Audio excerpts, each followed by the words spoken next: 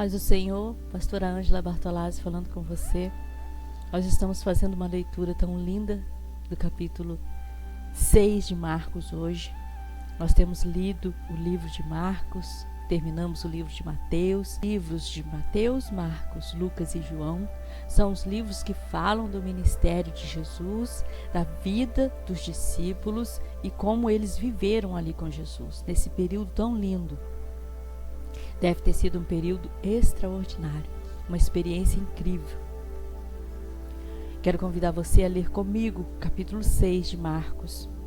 Pegue sua Bíblia, vamos ler juntos. E partindo dali, chegou à sua terra, e os seus discípulos o seguiram. Chegando o sábado, começou a ensinar na sinagoga. Muitos ouvindo-o se admiravam, dizendo: de onde lhe veio essas coisas? Que sabedoria é essa? E como fazem tais maravilhas por suas mãos? Não é este o carpinteiro, filho de Maria, irmão de Tiago, José, Judas, Simão? E não estão aqui conosco as suas irmãs? Escandalizavam-se nele. Jesus lhes dizia: não há profeta sem honra, senão na sua terra, entre os seus parentes, na sua casa. Não podia fazer ali muitas maravilhas, somente curou alguns poucos enfermos, impondo-lhes as mãos. Estava admirado da incredulidade deles. E percorreu as aldeias vizinhas ensinando. Chamou a si os 12 e começou a enviá-los de 2 a 2. Deu-lhes poder sobre os espíritos imundos. Ordenou-lhes que nada tomassem para o caminho, senão um bordão, nem alforje, nem pão, nem dinheiro no cinto. Mas que calçassem sandálias e que não tivessem 2 túnicas. E dizia-lhes: na casa que entrardes, ficai nela até que partirdes dali.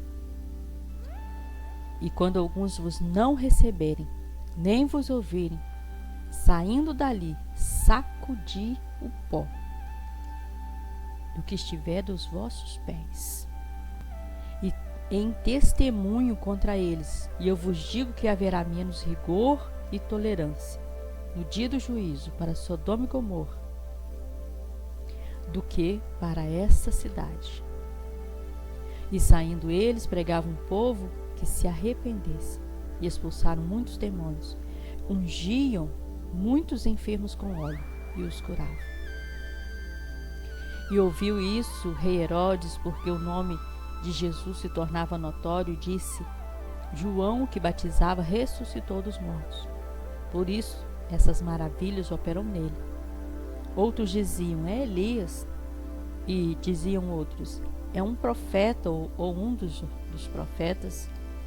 Herodes, porém, ouvindo isso, disse: este é João que mandei degolar, ressuscitou dos mortos. Enquanto o mesmo Herodes mandara prender a João e cerrá-lo, manietá-lo no cárcere, por causa de Herodias, mulher de Filipe, seu irmão, porquanto tinha casado com ela. Pois João dizia a Herodes: não te é lícito possuir a mulher do teu irmão. E Herodias o espiava e queria matá-lo, mas não podia, que Herodes temia João, sabendo que era um varão justo e santo. Guardava-o na prisão, em segurança, fazia muitas coisas, atentando e de boa vontade os ouvia. E chegando uma ocasião favorável, em que Herodes, no dia do seu aniversário, dava uma ceia aos grandes e tribunos e da Galiléia, entrou a filha da mesma Herodias e dançou e agradou a Herodes e aos que estavam com ele à mesa. Disse então o rei à jovem: pede-me o que quiseres, eu te darei. E jurou-lhe dizendo: tudo que pedires te darei, até metade do meu reino. E saindo ela, perguntou a sua mãe: que pedirei? E ela disse: a cabeça de João Batista. E entrando apressadamente, pediu ao rei, dizendo: quero que imediatamente me des num prato a cabeça de João Batista. E o rei entristeceu-se muito, todavia, por causa do juramento e dos que estavam com ele à mesa, não lhe quis negar. Enviando logo o rei O executor mandou que lhe trouxesse ali a cabeça de João. Trouxe a cabeça num prato e deu à jovem, e esta deu à sua mãe. Seus discípulos, tendo ouvido isto, foram e tomaram seu corpo e puseram no sepulcro.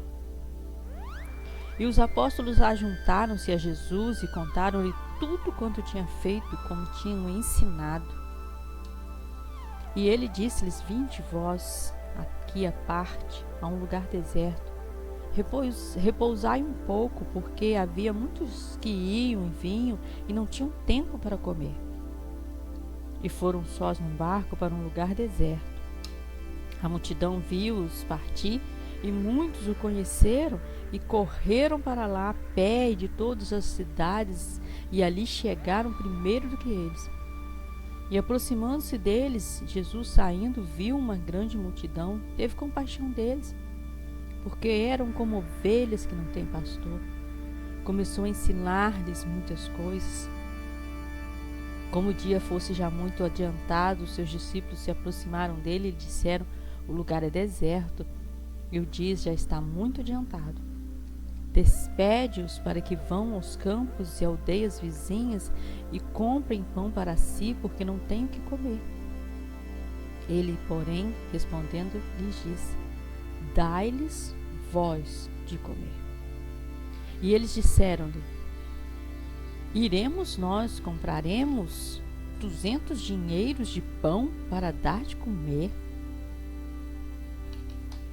E ele disse-lhes: Quantos pães tendes? Ide ver. E sabendo eles, disseram: 5 pães e 2 peixes. E ordenou-lhes que fizessem assentar a todos em grupos sobre uma erva. E assentaram-se repartidos de 100 em 100, de 50 em 50. Tomando ele os 5 pães e os 2 peixes, levantou os olhos ao céu e abençoou, e partiu os pães e deu-os aos seus discípulos para que pudessem diante deles, e repartiu os 2 peixes e os pães. Em todos comeram e ficaram fartos. Levantaram 12 cestos cheios de pedaços de pão e de peixe. E os que comeram os pães eram quase 5.000 homens. Logo obrigou seus discípulos a subir para o barco e passar adiante para o outro lado, a Betsaida, enquanto ele despedia a multidão. E tendo-os despedido, foi ao monte para orar. E sobrevindo a tarde, estava no barco, no meio do mar, e ele sozinho em terra. Vendo que se fadigavam a remar, porque o vento lhes era contrário, perto da 4ª vigília da noite, aproximou-se dele, andando sobre o mar, e queria passar adiante deles. Mas quando eles viram andar sobre o mar, pensaram que era um fantasma, e deram grandes gritos. Porque todos viram e perturbaram-se. Mas logo falou com eles e disse-lhes: Tende bom ânimo, sou eu, não temais.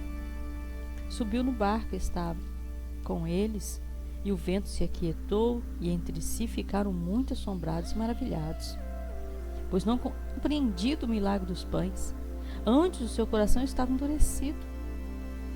Quando já estavam no outro lado, dirigiram-se à terra de Genesaré e ali atracaram. E saindo eles do barco, logo reconheceram. Percorrendo toda a terra em redor, começaram a trazer em leitos, onde quer que sabiam que ele estava, os que se achavam enfermos. E onde quer que entravam, ou em cidade, ou em aldeias, ou no campo, apresentavam os enfermos nas praças e rogavam-lhes que deixasse tocar ao menos a orla da sua veste. E todos lhe tocavam, eram sarados. Todos que tocavam em Jesus eram sarados. Glória a Deus. Aleluia.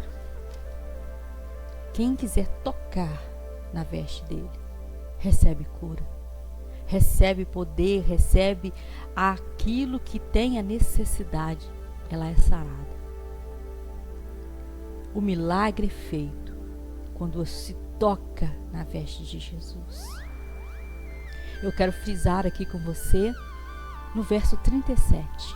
É um capítulo muito grande, não dá para falarmos dele todo, Mas no verso 37 ele fala assim: dai-lhes vós de comer. Dai-lhe vós de comer. Porque Jesus manda os discípulos dar a uma multidão o que comer. Porque eles estavam falando do alimento espiritual. Ele estava falando: vocês têm a mim, vocês conhecem a mim. Todos que conhecem Jesus, ele sabe de onde vem o poder. Ele sabe de onde vem o alimento, ele sabe. Porque é só rogar a ele, é só clamar a ele. O milagre acontece. A fome é saciada. Eu quero que você preste atenção também aqui no verso 48. Quando eles veem Jesus andando sobre o mar, eles viveram grandes milagres. Eles passaram um tempo muito lindo com Jesus e viram todos os milagres que Jesus fez. E quando olha alguém vindo sobre aquele mar, aquelas ondas, aqueles ventos todos, eles pensam que é fantasma. Muitas vezes nós cremos mais no mal do que em Jesus. Nós cremos mais na coisa ruim do que nele. Porque nós somos humanos, nós somos frágeis, fracos, precisamos dele. Quando acontece uma coisa linda dessa, Jesus aparecendo com poder extraordinário sobre as águas, nunca se ouviu tal coisa. Mas eles acreditaram que era um fantasma. Gritaram desesperados, homens que estavam vivendo com Jesus dia após dia. Nós precisamos aprender, nós precisamos clamar ao Senhor para nos ajudar a crer nele e não nas coisas ruins. É fácil a gente acreditar na coisa ruim, é muito mais fácil a gente acreditar que não vai dar certo, é muito mais fácil a gente acreditar que vai morrer quando está doente, do que acreditar na cura, do que acreditar na coisa boa. Mas nós precisamos pedir ao Senhor para ter misericórdia de nós e nos ensinar a crer. Só Ele pode fazer isso. E aqui no versículo final, 56, olhe isto, que eles disseram assim: se eu tocar também na veste dele, eu fico sarado. Por quê? Eles aprenderam com aquela mulher do fluxo de sangue. Eles viram que se a mulher do fluxo de sangue tocou na beiradinha do vestido dele, naquele pedacinho de fita que estava saindo, aquelas linhas saindo do vestido dele, foi curado, eles também podiam tocar e serem curados. Que eu e você possamos aprender a tocar em Jesus. Que eu e você possamos ter a fé tão linda de tocar na veste dele, de tocar nele, de estar junto com ele. Porque quando estamos junto com ele, junto, dia após dia, nós aprendemos a crer nele, a confiar nele. Só confia quem está perto, só confia quem conhece. Nós não vamos confiar em alguém que você e eu nunca ouvimos falar. A pessoa de repente aparece e fala: pode confiar em mim que eu farei tal coisa. Nunca que nós vamos confiar. A gente não conhece a pessoa. Mas se nós estamos pertinho dela, se nós estamos tendo convivência com ela, nós vamos saber se podemos ou não confiar. E com Jesus é a mesma coisa. Se nós estamos pertinho dele, se nós estamos junto dele, dia após dia, orando, clamando, lendo a palavra dele, jejuando, nós sabemos com toda certeza que podemos confiar nele. Vamos orar? Convido você a orar comigo. Senhor Deus, nós queremos louvar o teu nome. O Senhor que é o Deus de toda a terra, o Senhor que é o Deus das nações. Grande é a tua bondade, grande é o teu amor conosco. Nós queremos, ó Deus, que o Senhor abençoe Nós queremos pedir ao Senhor que o Senhor derrame bênçãos sem medida sobre a vida dessas pessoas que estão ouvindo essa palavra agora, Pai.